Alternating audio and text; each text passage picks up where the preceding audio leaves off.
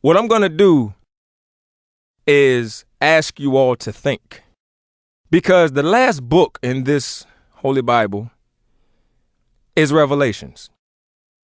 Now, logically, people, what is a revelation? Is it the end of a world, the Armageddon, the apocalypse, the final battle, the good versus evil? Is it all of those things?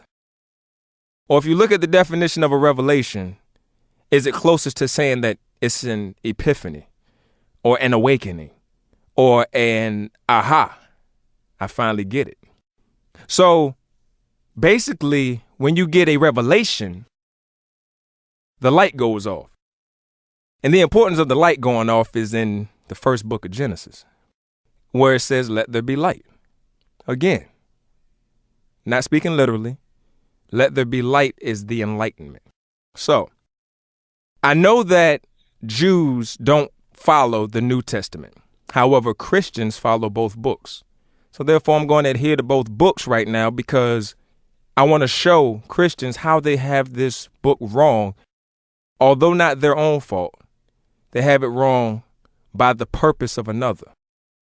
Now, I'm going to start this off I'm going to read through Genesis chapter 1.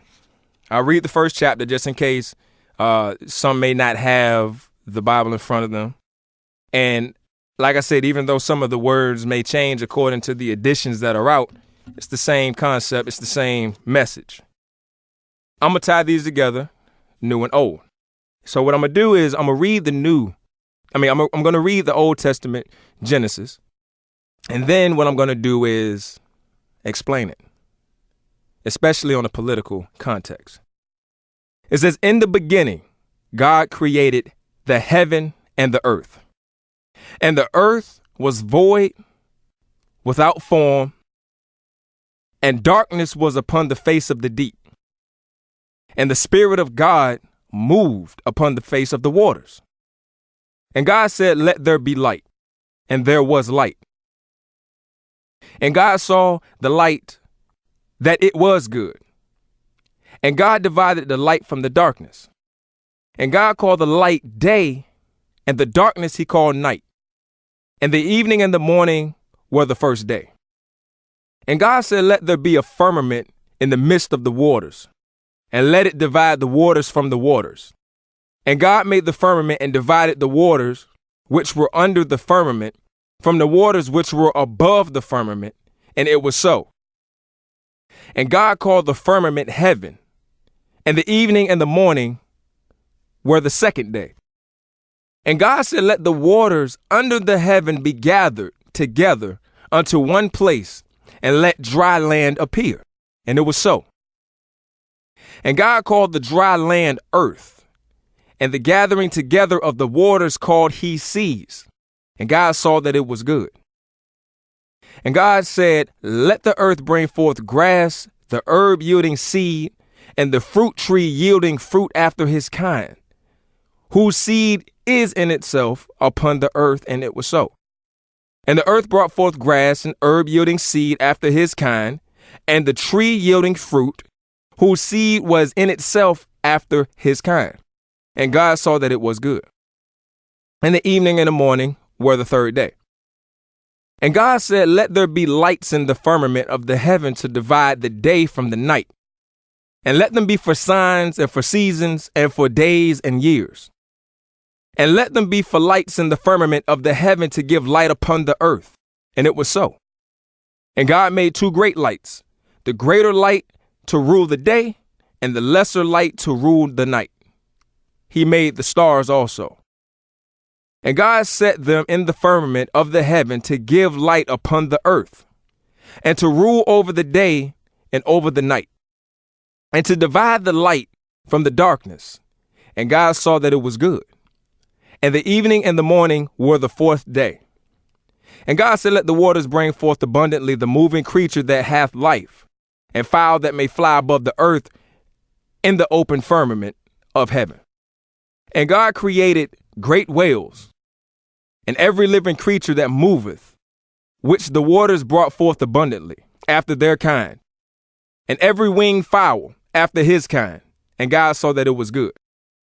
And God blessed them, saying, be fruitful and multiply, and fill the waters and the seas, and the fowl multiply in the earth. And the evening and the morning were the fifth day. And God said, let the earth bring forth living creature after his kind, cattle and creeping thing and beast of the earth after his kind. And it was so. And God made the beast of the earth after his kind, and the cattle after their kind, and everything that creepeth upon the earth after his kind. And God saw that it was good.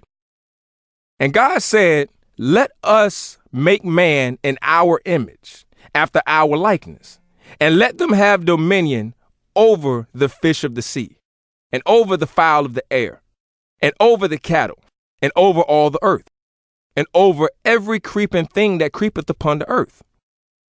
And God created man in his own image. In the image of God created he him. Male and female created he them. And God blessed them.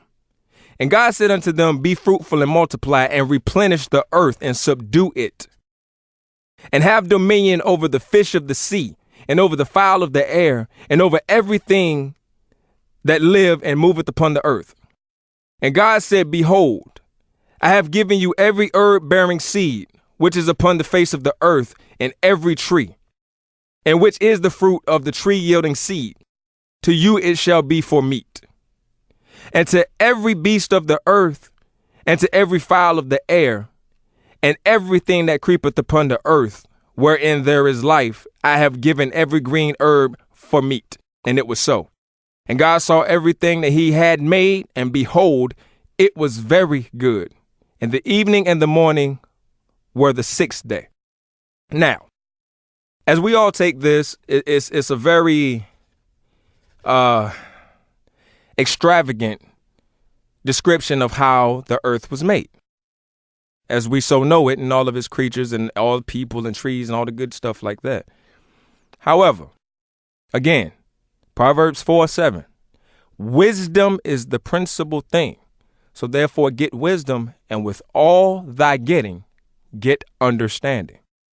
So what does that have to do with Genesis 1, or the entire book for that matter? Now, what I want to do is specify the main reason politically I'm going to present this angle of this book. And that is in the first book of Genesis, the very first page, verse 26 and verse 27. And a lot of times, especially when I discuss this with supposed learned preachers and ministers and people that have followed the book for years and whatnot, that, oftentimes try to get me to convert back into a believer in religion, particularly Christianity, I don't get very many answers to the reasoning, which I'm about to present. In Genesis 1:26, it said, and God said, let us make man in our image, after our likeness. Well, who is us and who is our? Now, we're going to jump over to 27. It says, so God created man in his own image. In the image of God created he him, male and female created he them. Now, what strikes me, being a logic, about those two verses is, one says, let us make man in our image and after our likeness. Like there's a reference to a committee by God, to whom he needed advice from. I should have no idea here.